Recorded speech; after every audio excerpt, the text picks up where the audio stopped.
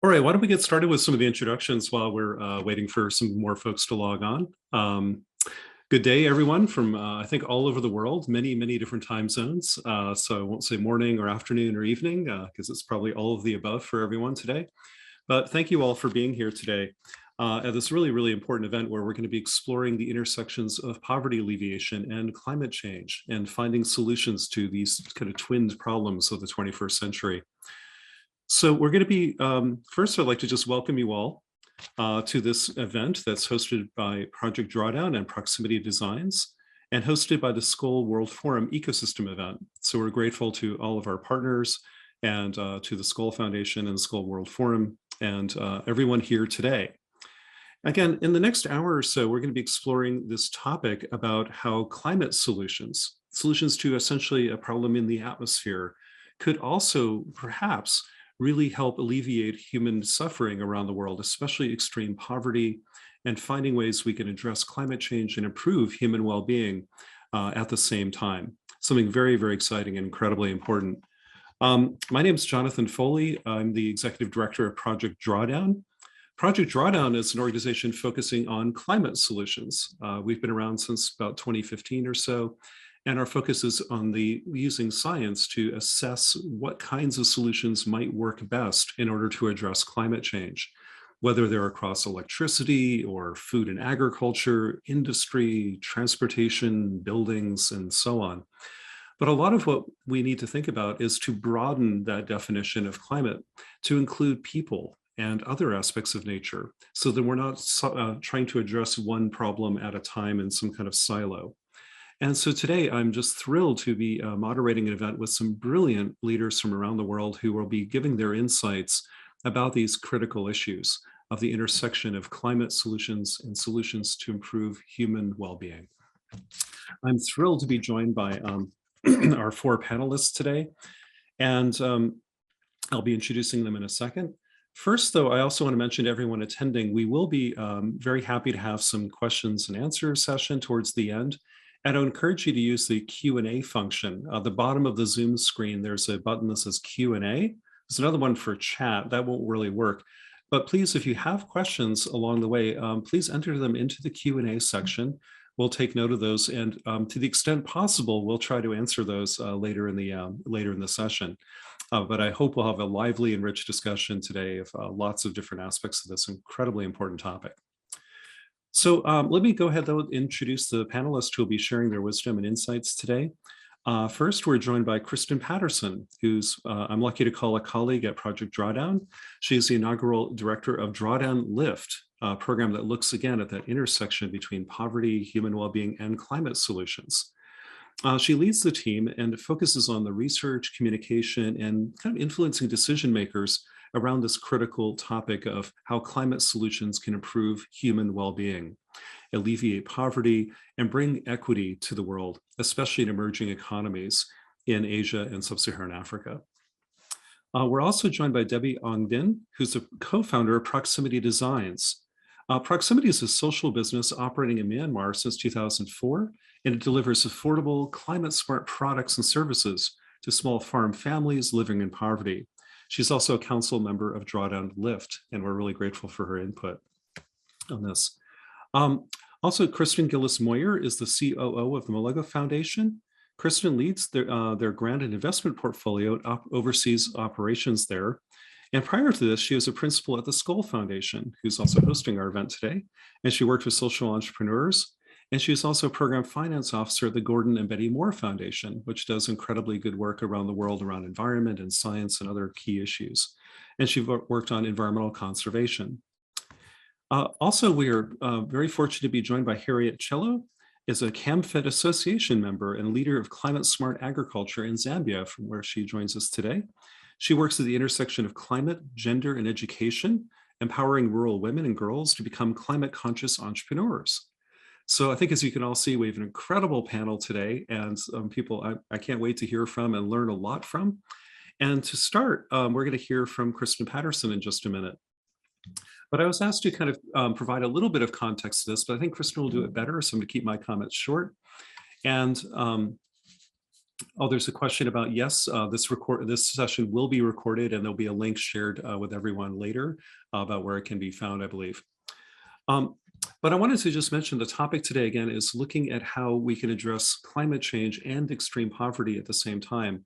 I know Kristen will give a much deeper set of insights into this, but the thing that excites me is we have the opportunity in the next generation or so to really address both of these problems, and we must. Until very recently, before COVID, we were making incredible progress at kind of chipping away at extreme poverty around the world. Still too much of this going around the world, but there was tremendous progress being made. On climate change, we've had maybe not so much progress in some ways, but we are building momentum around solutions. And now there's this incredible opportunity to look together at how we can address climate change and alleviate poverty and promote human well-being at the same time. And that's just incredibly exciting. So to kick off our session, Kristen Patterson from Drawdown Lift will share some insights from a report that was just published about a week ago from Drawdown Lift, and I believe the link will be shared with everyone in a second here. And Drawdown Lift did an amazing report where they looked at the intersection of climate solutions and solutions to human well-being. And Kristen and her team of colleagues did an incredible job of really quantifying and analyzing where the win-win kinds of opportunities might be. So without further ado, I think I will hand it over to Kristen. She will present for about 10 minutes or so with some slides, which would be great. And then we'll get into some panel discussions for another 20 minutes with Debbie, Harriet, and Kristen. And where I'll be asking a few questions and so on. And then we're going to go into an audience Q&A for the last 15 minutes or so. So please, again, enter your questions into the Q&A function, not so much the chat function, and we can then go there and look for some Q&As. But without further ado, let me introduce again Kristen Patterson from Drawdown Lift, who will be sharing some insights from the new Drawdown Lift report and giving kind of an overview of this incredibly important topic. So take it away, Kristen. Thank you, John.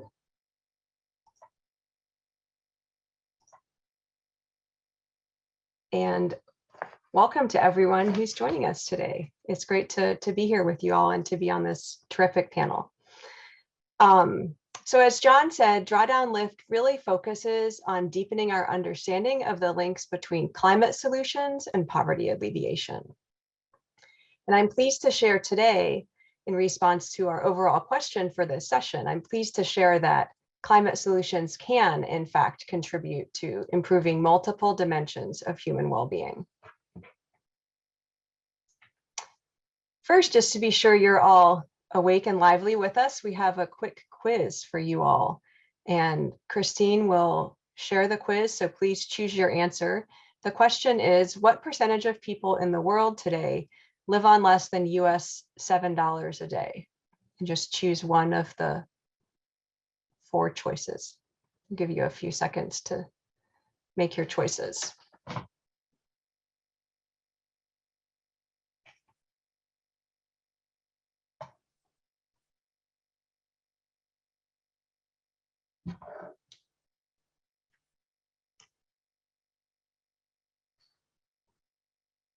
Ooh, you all are very sharp. The correct answer is, in fact, C, 48%. Although those of you who answered D are also pretty close. You know, what's interesting to remember is that 10% of people in the world today are experiencing extreme poverty, which means that they are living on less than $2 a day. So just keep those numbers in mind as we think about the presentation today and the discussion.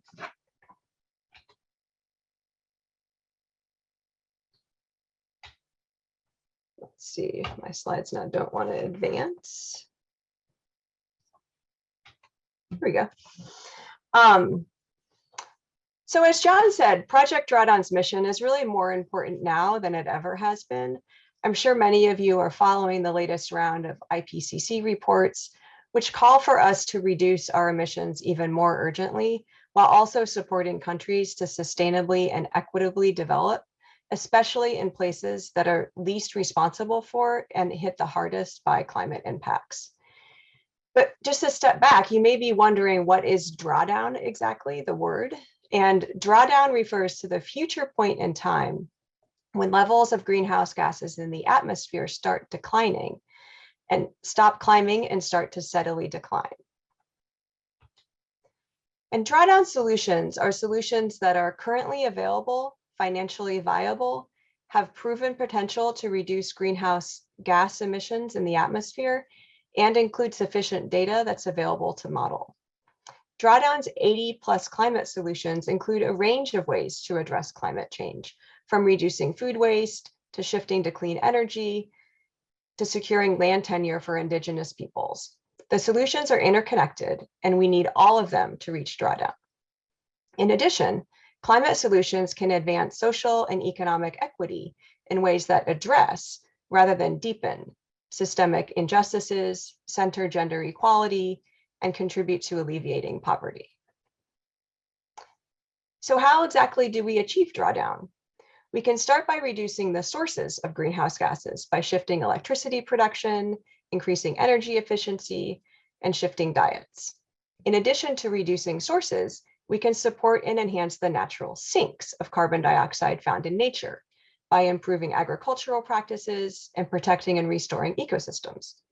Finally, we can address inequities in society and achieve broader transformations through people-centered solutions, like meeting everyone's needs for family planning and ensuring access to universal high-quality education.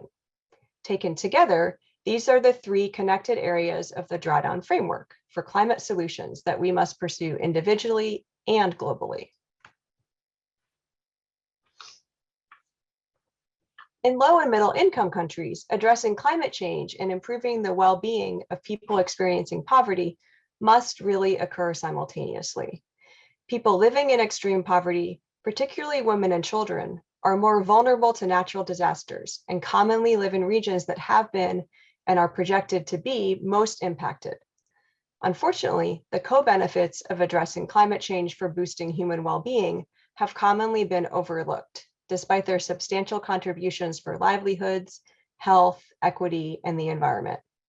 And as John said, Drawdown Lift just launched a landmark report, which summarizes the evidence around human well-being co-benefits of climate mitigation solutions, with a focus on rural communities in Africa and South Asia.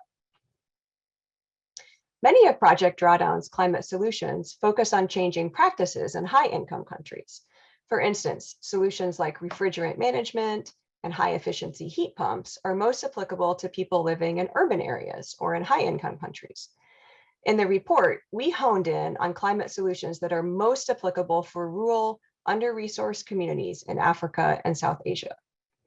We identified a subset of 28 Project Drawdown solutions that generate significant co-benefits for poverty reduction and overall human well-being, shown in colored bubbles in this figure. The gray bubbles represent other Project Drawdown solutions that are not included in our report. We grouped solutions with similar climate and human well-being co-benefits together. For instance, distributed solar photovoltaics, small hydropower, and geothermal have similar co-benefits and are grouped together in orange as solutions focused on providing clean energy. Thus, the report focuses on 5 groups of solutions. First, improving agriculture and agroforestry. Second, protecting and restoring ecosystems. Third, fostering equality. Fourth, providing clean electricity. And fifth, adopting clean cooking.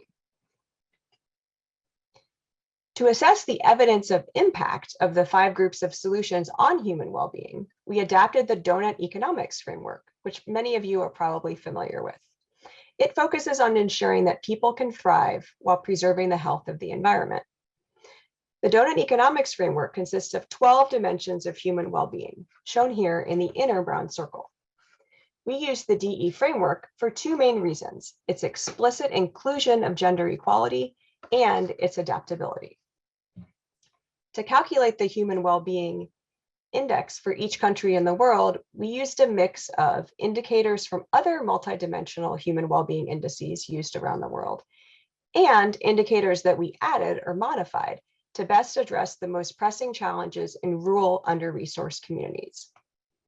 For example, since climate change and poverty disproportionately affect women and girls, in addition to the indicator on women's representation in government, We added 3 other indicators to the gender equality dimension of human well-being on intimate partner violence, national abortion policies, and child, early, and forced marriage and unions to better capture the multiple components of women's well-being. We also included health indicators that are important for women's well-being, such as maternal mortality rate and demand satisfied for family planning. This map shows average human well-being levels across all 12 of the human dimensions. Countries with lower human well-being are shown in red, and countries with higher human well-being are shown in blue. I should note that a greater overall drawdown lift index value in richer countries can mask inequities on specific indicators, like women's representation in government. Generally, Sub-Saharan African and South Asian countries have lower drawdown lift index values. However, as you all know, reflective of diverse cultures, history, geopolitics, and governance in different countries, there is significant variation among emerging economies. The next step in our work was to evaluate the evidence of human well-being co-benefits for the 5 groups of climate solutions.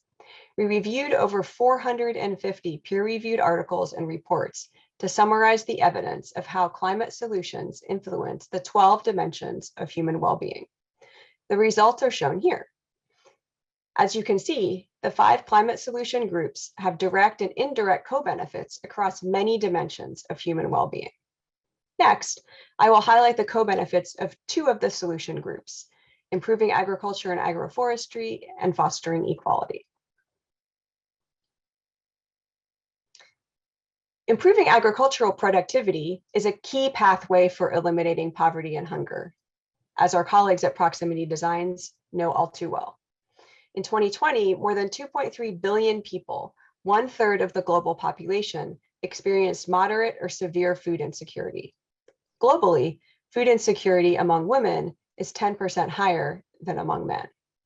In Africa, 21% of the population experiences undernourishment, while in Asia, about 9% of the population is undernourished. World Bank economists estimated that improvements in agriculture are 11 times more effective at reducing extreme poverty in sub-Saharan Africa than investments in other sectors. And 12 of Project Drawdown's agriculture and agroforestry related climate solutions have direct co-benefits for human well-being, particularly around food, income and work, and water and sanitation, as well as several indirect co-benefits around networks, education, energy, housing, health, and gender equality. For example, agroforestry and diverse cropping systems both build up soil organic matter, which can lead to higher yields and thus boost food security and/or increase income, and provide a buffer against extreme heat, since the increased organic matter can also conserve and store more water. In sub-Saharan Africa, about 30%, or almost 100 million children and adolescents, do not attend primary or secondary school, while in South Asia, about 20%, or 93 million children, don't attend school. Just imagine for a moment if 2 or 3 of your children's closest friends were not enrolled in school. 3/4 of children who never enter primary school are girls from rural, under-resourced communities. Harriet and CamFed are making huge contributions to bring about change on this. In addition, in low and middle income countries, about 218 million women of reproductive age would like to avoid becoming pregnant, but do not use a modern method of contraception. Rights-based voluntary family planning and universal education are essential for enhancing resilience. To be clear, family planning, or ensuring everyone's contraceptive needs are met in a way that centers rights and bodily autonomy, is not in itself a climate mitigation strategy. Rather, it is the outcome of family planning, slower population growth, that is the climate solution. Project Drawdown's health and education solution centers actions that foster equality in society, specifically rights-based voluntary family planning and high-quality inclusive education, and offer clear health and economic as well as long-term ancillary climate benefits. Fostering equality yields co-benefits for all 12 dimensions of human well-being, more than any of the other 5 groups of climate solutions.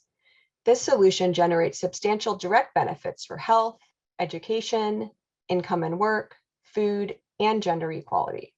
In addition, it provides indirect benefits for social equity, water and sanitation, energy, networks, housing, peace and justice, and political voice. Our thorough review provides solid and substantial evidence for numerous human well-being co-benefits of climate change solutions.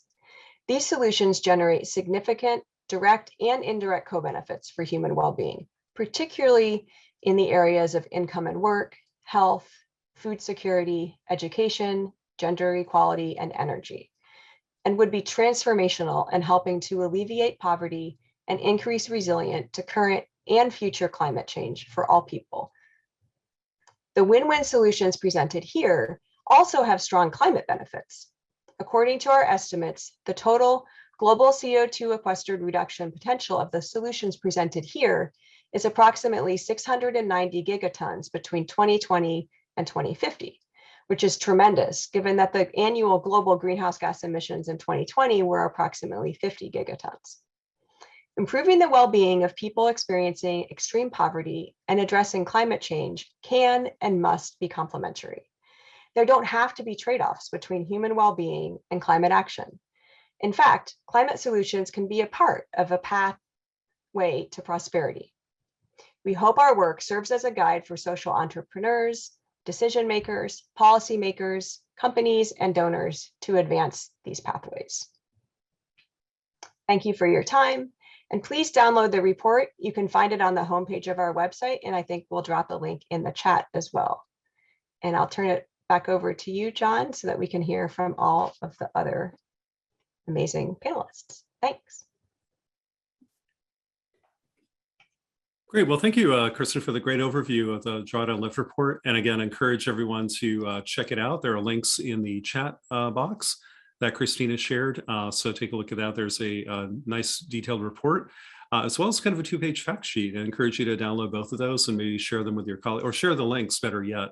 So you can just kind of send those around if you like, or put them on Twitter or whatever you like. It'd be great to continue that conversation in the larger world. If you could help us with that, that would be wonderful. So now I'm going to turn to our other 3 panelists for a little bit to maybe reflect on this big issue and provide even bigger context and experience to the conversation. And around 40 minutes past the hour, we'll turn over to some audience questions and conversation as well. So first, Debbie, I would like to start with you. The research here really concludes what Kristen Patterson was just showing, that there are kind of win-win solutions that can address climate change and poverty. And I'd love to hear kind of some real-world examples of how you've seen this work play out in the real world with small farmers. And maybe you could share some good examples and anecdotes about how this has worked in your experience. Yeah, thank you. It's great to be here. Like the 500 million smallholder families around the world, the families we're working with in Myanmar are also on the front lines of climate change, and they're experiencing erratic rainfall patterns every season, extended drought, flash floods, degrading soils, and more frequent pests and disease outbreaks. And some of the small farm solutions we've had success with are irrigation technologies, small plot irrigation technologies like drip irrigation and sprinkler and mister systems that save water and energy while boosting farm yields and incomes. And, you know, we've had over 400,000 farm families purchase and use these new systems. But more recently, we've been focusing on soil health products and services. Since farmers are seeing their soils degrade rapidly, it's like they're mining, essentially they've been mining their soils and taking nutrients out without much organic matter going back in. And I think we're all discovering the underappreciated roles, the large storage capacity for capturing carbon in soils and regenerating soils and increasing the soil carbon storage by even a few percentage points makes such a big difference in reducing greenhouse gases in the atmosphere. So the solutions we've created is we're first rolling out a soil health testing service for farmers. It's the first of its kind in Myanmar because they've never tested their soils in centuries. And then we have a service that supports farmers in precision fertilization because which helps farmers to reduce the overuse of chemical fertilizers that cause harmful nitrous oxides in the atmosphere. And another product that farmers have gotten very enthusiastic about are biological inputs. And specifically, we have a product called trichoderma, which is a beneficial fungus that really strengthens root systems and plant growth and dramatically improves soil fertility. And farmers say they're seeing earthworms come back for the first time in years in their soils from using this. And we introduced it 2 years ago, and over 10,000 farmers have started adopting it and using it and buying it. And there's growing demand for this because of the rising prices in fertilizer globally. Farmers are seeing this as a really low cost alternative. And lastly, we've been seeing promising results of early trials with rice farmers we've had to eliminate paddy straw burning in open fields, which dramatically reduces greenhouse gas emissions. And this is a centuries-old practice that a lot of rice farmers do in Asia. And so we're replacing it with a quick straw decomposition using microbial inputs. And the promising results, the results are promising because farmers are saying that it reduces tilling in half because the soil is much more workable and moist, not to mention reducing all the greenhouse gases. So the climate change co-benefits of these on-farm solutions are significant. The soil carbon capture helps regenerate degraded soils, and that in turn improves farm productivity for our farmers. And the healthier soils also make the farms more resilient to droughts and heavy rainfall. And then the healthier soils also require less fertilizer, saving farmers money and reducing environmental impacts. So those are some of the things that we've been able to roll out. That's amazing. That's so heartening to hear of these incredible successes you're having. The drip irrigation and kind of alternatives to fertilizer use and kind of helping to restore, regenerate soils is just so critical. A lot of things that we sometimes forget that agriculture is one of the biggest contributors to climate change, but it's also one of the most important things the world does in terms of sustaining our well-being and improving nutrition and incomes and health. So it's wonderful we can find these kind of solutions that are win-win for the environment and for people long-term that work economically as well. And also building more resilience, as you say, like a healthier soil can withstand floods and droughts a lot better and also keep the watersheds cleaner as well at the same time. So it's kind of a multifunctional win here when we do this right. That's just really exciting. Harriet, I'd really like to turn to you now, if that's all right. And I have a question about kind of your work here. Is that we all know that climate change is disproportionately affecting rural communities, and especially women and girls. And I'd love to hear about the work you've been doing and what CAMFED does around the role of education in addressing the climate crisis, and also maybe vice versa a little bit. And maybe you can share some of your experience with that. Thank you for that question, Jonathan. I'll start by saying I grew up in an agro-based rural community where agriculture is part of our culture, and we depend fully on the environment and the ecosystems to grow food. And most of the times we are affected by climate change, which results to low income because of low productivities. And families are often faced with the hard decision of choosing which child should be left in school. And unfortunately, in most cases, the girl child is left behind. In terms of education and climate leadership, I want to first and foremost say a girl's education is a right. But this right also unlocks a lot of other powerful outcomes, such as young women like myself lending our voices and expertise and stepping up as climate action leaders in our communities. And so we work with young educated women to scale up that impact. For instance, Comfort Association members are young women who were supported by Comfort through school and their careers, and they have applied their education and expertise to many Comfort programs. For example, myself, I was given an opportunity to be leading Comfort's agriculture guide program in Zambia. And we are working together with forgotten farmers who are often rural women and also young educated Zambian women who are present in these rural communities to build resilience and improve their livelihoods.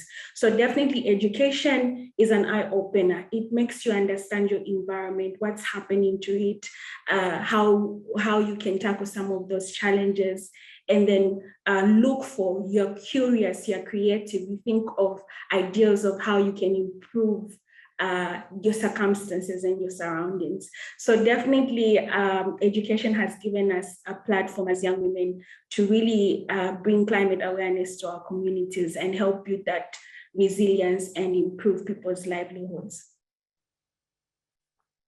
That's fantastic. Thank you for sharing your experience with us. This is just really, really exciting. Kristen, I was hoping to turn a question to you a little bit next too. And I was wondering if you're seeing any specific shifts of funders working to address this overlap between climate challenges and extreme poverty and human well-being. And what does that look like? Where are the kind of win-win opportunities and opportunities for the philanthropic and donor communities of the world to do better here?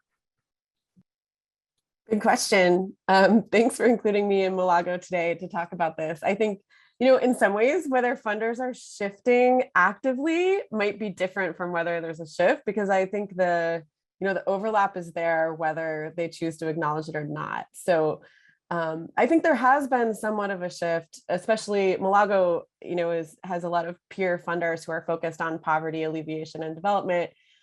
Many of them are starting for the first time over the past truly just year or two to invest more in climate.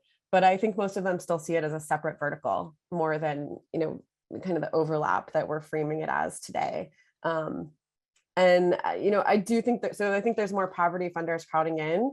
At the same time, I would say we see more of our peer funders who invest millions of dollars in things like smallholder agriculture each year and would tell you that they don't fund the environment, which is fascinating to me, because I wonder, where are the farmers you fund if it's not connected to the environment in some way? Because the settings we work, as I think Debbie articulated so well, pests and drought and extreme weather, is so related to the farm yield and income of those farmers. So, for us as funders interested in we have a particular focus on scalable solutions, but certainly lasting impact. I think whether people care about scale, most funders care about impact, I hope.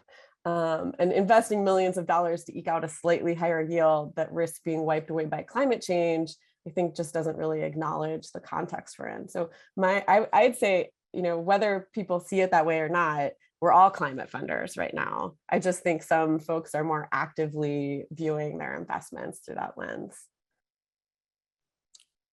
That's fascinating. Yeah, I always, it's fun to walk into a room of funders and ask, how many of you are climate funders or environmental funders? And a few percent will raise their hand. And then you talk about all the issues that climate change and the environment touch, and then ask the question again, so how many of you are climate funders? And then the entire room will raise their hand. Yeah. But it's also true in the opposite direction too. Like, how many of you fund, human well-being or improving livelihoods? And hopefully that's everybody in the room. But yeah, we need to break down these walls a little bit more, and that's great to see your leadership on this. Well, I have a few more minutes for some questions for the panel, and then we'll go to audience questions.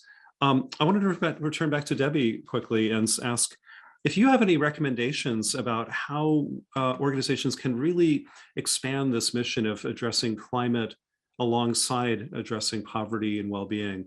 And how do you think we can better galvanize this kind of work? And what do funders need to do to help with this? Well, in terms of how we work tackle these two twin challenges, when we're co-creating with smallholder farm families, we have to first of all make sure that the solutions are all improving food security, boosting incomes and farm productivity. That's number one for them. And for them to be interested, the solutions have to have rapid payback in one season, be affordable and simple to adopt. But fortunately, we're seeing that these two challenges are indeed converging quickly. And what's good for farm soils and yields also happens to be good for the environment and for reducing greenhouse gases. And it's not surprising that the weather and the land and water and how we grow food is part of this very closely knit system. In terms of recommendations for, or how we've gone about how we can expand our mission to address both. I think for us, our whole team has to understand, it starts with understanding this close linkages and that tackling climate change and poverty requires this holistic approach and understanding the convergence that's happening quickly. And we've invested and built our capacity to do local, quick, rigorous on-farm research. It's focused on developing, products that are rooted in biology, biochemistry, and soil science. And for us, it's been important to be involved in global networks like Project Drawdown, because this whole area is very complex and changing so rapidly and evolving. And there's a lot to keep up with. So we would welcome partnering with other groups who are doing, trying different farm solutions. And most importantly, the farmers we co-create with, they're on board. They are so eager to have the tools and knowledge to increase their farm's sustainability and productivity. They know they're part of a larger network, and that they play an important role in producing food for people, and they want to grow food safely and leave a sustainable legacy. And lastly, I would say the donors who've come alongside us have been really important because they understand this convergence and that the smallholder farm families can not only adapt to and be resilient in the face of climate change, but they play a huge role in mitigating it in terms of taking care of the soils and water resources of our planet. So I'm really grateful for, King Philanthropies for supporting Project Drawdown, and also Malago for, being involved in this kind of panels and understanding. Absolutely. Harriet, I was going to ask you a little bit more, if you could speak to some of the maybe you could tell us a bit more about the impacts you see in these kind of dual purpose solutions. Again, the focus on education, human well-being, poverty, and climate change in the communities that you've worked in. Sorry, can you repeat the question? Oh, I'm sorry. I was going to ask if you could tell us a bit more of some of the positive impacts in the communities that you've worked in of these kind of dual solutions around education and human well-being and climate change. Can you give us some examples of positive outcomes and work like that? All right, thank you for that question. In terms of the impacts, first of all, allow me to talk briefly about CAMFED's Agriculture Guide program. Like I said before, I'm one of the many educated young women delivering climate smart solutions through CAMFED's agriculture program. And under the program, we are connecting marginalized women farmers with opportunities that really focus more on improved productivity and profits, building resilience and adapting to the effects of climate change, and also improving the well-being of them and their families. We are about 350 agriculture guides currently, and we have managed to reach to more than 50,000 people, mostly women, with low-cost climate-smart agriculture practices, such as bottle irrigation, food-saving technologies, using locally sourced material, and intercropping, just to mention a few. So from the training, we also support them to adopt these low-cost practices and also link them to markets. Because at the end of the day, our goal is that we also teach these young women and the forgotten farmers and communities that agriculture can also be seen as a business, and they can run a sustainable business. And in terms of impacts, one of the things that you can pinpoint is that young women are actually realizing that there are many opportunities across the agricultural value chain to support their economic ability. So they are learning slowly by slowly how they can improve their businesses. And this means that if many of these young women that we are working with have stable income, we are keeping more children in school, and we are reducing on families having to make the hard decision of which child they should keep in school. And the other thing is that the program is also providing visible role models for other girls. Because we're from these communities. These communities have seen us through education, they've seen us grow through the challenges, and many of our young peers are really encouraged because of the confidence that they've seen in us, and they're able to see that despite the challenges, they can still make it and succeed. To conclude, I would like to say that we are targeting women to lift their livelihoods. When a woman succeeds, the whole community benefits. They themselves, the children they invest in, and the communities they feed. So the economies of even the country at large is really benefiting from these sustainable agriculture practices and increase of productivity for the young women that we're working with. Thank you. Thanks, Aria. That's fantastic. One last question for the panel, then we'll turn it over to the audience questions. If you could, again, please use your the Q&A function, the little button to the far right on the bottom of your screen, type in some questions. We're kind of taking a look at those so we can answer. But last question for me anyway, to Kristen is, again, kind of coming back to the kind of funder landscape is, who do you think is driving any shift that we are seeing between kind of bringing together these two different worlds around human well-being and climate solutions? Is it the funders, or is it the social entrepreneurs that are really driving this change? And how could we make that accelerate?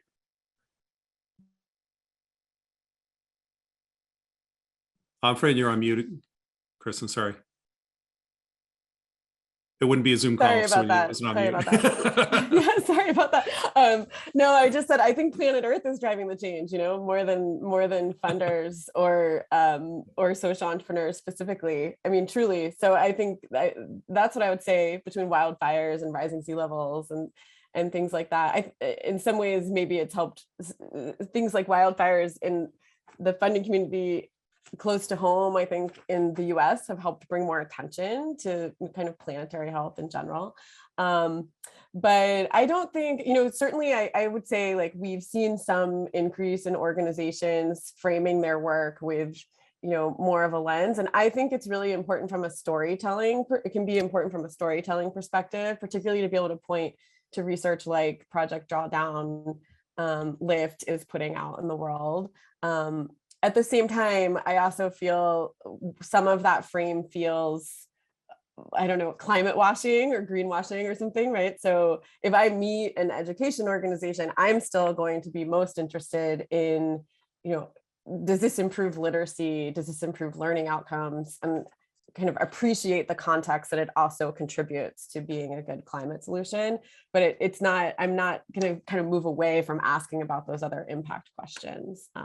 I think but more funders crowding into the space and being interested in climate. Yes, I certainly think that creates and drive some change in kind of how the space is talking and focusing on these issues. Great. Well, thank you. So I'm going to do my best to take some of the audience questions that are coming into the Q&A section right now. Again, if you put it in the chat, I'm not seeing it. If you put it in the Q&A, I will. So if you could please put them over there, that'd be really great. Too many windows on the screen right now. But one question that came up a minute ago was around oceans. A lot of the examples we've been talking around have been on the kind of farmers on land, the terrestrial side of smallholder farmers and opportunities for agricultural change on kind of up on the land. But what about all the communities that depend on oceans and coastal communities and fisheries and coastal ecosystems and so on? Would any of the panelists like to speak to that issue a little bit? I'll just open it up to anybody. I'm happy to share on that. I mean, I think there are great groups out there that are talking about oceans too. And I think, subsistence fishing is really similar to subsistence farming. And the most vulnerable coastal communities are very dependent on their resources for food security. And I think there's some great new solutions out there. One organization we support in that space is called Blue Ventures. So there's good new models that are, really working at that space of trying to increase food security while also doing, important conservation or kind of restoration of tropical fisheries. I think the reality is, in some ways, I think of it as buying time. I mean, the work of organizations like that is amazing. If we don't do something overall about, trawling right offshore or ocean acidification, then they can't solve the problem like at the community level. So I think it's one where kind of both are important, that we keep thinking about what we're doing globally, but there are good solutions for working at the community level too. Great. Another question that comes up here too, that I'm paraphrasing a little bit, but someone is writing from a small community in South Africa and is asking, how do we, plan to work on this kind of thing if a lot of communities are still kind of not as aware about the climate crisis, first of all, but also the opportunities for solutions? Is education perhaps, one of the biggest bottlenecks to just increasing awareness of these issues before we get into solutions? So how might we address this? Maybe Harriet, that's a good question for you or for any of our panelists. Any thoughts on this? Thank you so much for that question. I will start by saying that one of the things that I think we have done as CANFED Association members is that we have taken a more inclusive approach. Because first of all, one of the things that we looked at is working with the people that are most impacted. So our approach was centered on the people that are more impacted, and most studies show that it's women and girls. And so we opened a platform for them to come and share some of the challenges that they are facing, because they know their communities and they know and understand the needs, because we have faced most of the harsh climate change effects like droughts. And coming from a background where you really have to think of where food is going to come from because something happened along the way and the production wasn't good, allows them to even give us a more realistic approach to some of the challenges. And secondly, you mix low cost innovations with things that are environmentally friendly, but the community culturally are already doing it. It's part of their culture. So you blend those together. That has really helped, because people tend to have like ownership of that information and easily want to adapt to those changes, because it's not completely making them change their realities and what they have been used to. So you groom them in a way that as you create that climate change awareness, you bring it down to their realities, what have they seen? And they're able to relate, oh, that's the climate change that they're talking about. And then now they are curious to know, what can I do with what I have? So you bring in local, low-cost, effective solutions that are blended with some of the cultural things that they have already been doing that are environmental friendly, and most of them are really receptive. And the other thing that we have done is that we have brought in partnerships. We work with Ministry of Agriculture and also universities in agriculture that provide that technical aspect of the environment, just to bring, so that as we take the information to the community, it is not diluted, and the information is also according to the standards of the country and going according to the agenda of the country. So we've included our agriculture guides. We work together with extension officers from the ministry, and we're doing all this community outreach. So I'll definitely go with a more inclusive approach, bringing as many people on the platform, and let's you tackle the situation from all angles, because people who really understand their communities will really give you ideas on how best you can go about really bringing in that climate awareness. Thank you. Thanks, Harriet. That's great. One question that I thought would come up, and I see bits of it kind of scattered in different questions, but I'll just go ahead and ask it myself, is the role of like corporations and rich countries buying kind of like carbon offsets in developing countries has been criticized in some circles for, are they truly happening? Are they verifiable? Is this really doing a lot of good for the climate? There's sometimes problems with these. On the other hand, it is a revenue source from the global north to, to low and middle income countries. What do people think about that? I mean, there are challenges here. There are benefits, but also some challenges. Any thoughts on that from our panel?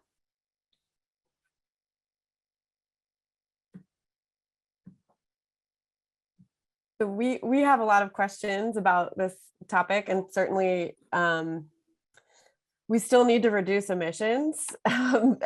Meanwhile, like finding ways for communities to value like sequestering carbon or standing tropical forests, for example, I think is really part of the solution. So I think there's a lot of questions, and for us, there's questions when you think of how it benefits communities, which I think is most relevant to this panel, the question of like, will this money actually reach them or be captured more by intermediaries? And will the projects really sequester carbon are big, important questions. I think there's some examples of good projects out there, and I think there's examples of bad ones too. So I think the question of those big financial flows, both for communities through carbon markets and also just generally through the aid community to like indigenous people who are great stewards of tropical forests particularly, I think there's going to be so much movement in that space over the next couple of years with figuring out how those financial flows can happen and best lead to impact. But it means we still need to reduce emissions, whether they happen or not. Absolutely. Well, great. Well, we're getting close to the end of the hour, and we want to respect everybody's time. I think just one question I wanted to bring back to Kristen Patterson, who nobody's asked questions of yet, haven't had a chance directly, is maybe I want to ask you, since your report came out around a week ago, it's gotten some nice attention, and then of course the IPCC big report on solutions just came out. What's been the most surprising feedback you've gotten so far on the work that shows that there might be real connections between alleviating poverty and climate change? Any surprising feedback yet? I would say like not necessarily surprising feedback, but one thing that has come out strongly to us, while doing while gathering the evidence, and then also in some of the feedback we've received, and kind of reaffirmed by what Harriet has said this morning, is that women are really at the center of so many climate solutions. And, if you can get more income into women through better agricultural practices, right, that boost their food security, women will use that income to support their families in terms of supporting education for their children, in terms of buying more nutritious food for their families. And so centering women as part of climate solutions is really something that has emerged very strongly. And I don't think that that's a surprise, but it's just a reminder of how important that is, particularly in countries in Africa. But I would say that it probably also applies for families and households in South Asia as well. I think it probably applies everywhere in the world, in very different ways. Maybe a little plug for one of our colleagues, Ayanna Johnson and Catherine Wilkinson in the US started a project called All We Can Save, which is a group that promotes feminist climate leadership and women's leadership in climate solutions. It's more kind of North American focused, but again, I think shows the centrality of women's voices and leadership in all these solutions, regardless of where we are in the world, but perhaps especially in Asia and Sub-Saharan Africa. Well, we're getting to the end of the moment here, and we have so many more questions and opportunities for conversation than we have time for today in this Zoom chat. So I think we'll have to just leave it here. But I really want to thank our partners and who put on this event. I want to thank the Skoll Foundation, the Skoll Global Forum for hosting this with us today, which is fantastic. Thank you so much for that. I want to give a special warm note of gratitude to all the panelists today who presented and gave incredible insights. I could have listened to this all day long. We're seeing lots and lots of thank yous from all around the world, so which is really great to see. And I want to thank you all in the audience who've come from all over the world to listen and share your thoughts and questions. That was really fantastic. And if there's a kind of a key takeaway here that I heard was just a sense of opportunity and possibility. We can often look at the world as these giant, daunting challenges like climate change, alleviating poverty, improving equity and justice, improving the human condition. And it's so easy every day to see the challenges and they look so insurmountable. But after this presentation, I feel a sense of opportunity and hope that, wait a minute, we might be the next generation, could be the generation that finally tries to eradicate extreme poverty from the world, that dramatically improves human well-being and equity and justice, and address climate change. And we can do it at the same time using a lot of the same tools, whether they're in agriculture or energy or in our homes or communities, putting women at the center of public life, education, healthcare, all these things that we learned about today. I don't know about the rest of you, but I'm filled with a renewed sense of hope and buoyed with possibility and opportunity. So if we can all take away a little bit of that and bring that to our work today, that would be fantastic. But also, we all have to learn much more from each other. No one group or organization or person knows all that we need to know to address these things. So let's all commit to learning more from each other and sharing what we've learned with each other. And so I think that's just going to be fantastic. Again, thank you all to our speakers and to our partners for putting this event on today. I encourage you all to check out the Drawdown Lift report, but also to follow all the organizations that were here today and many others. And again, through that spirit of sharing and learning, maybe we'll get this done. So thanks so much, everyone, and enjoy the rest of your day. And we'll be concluding our session now. Thank you so much.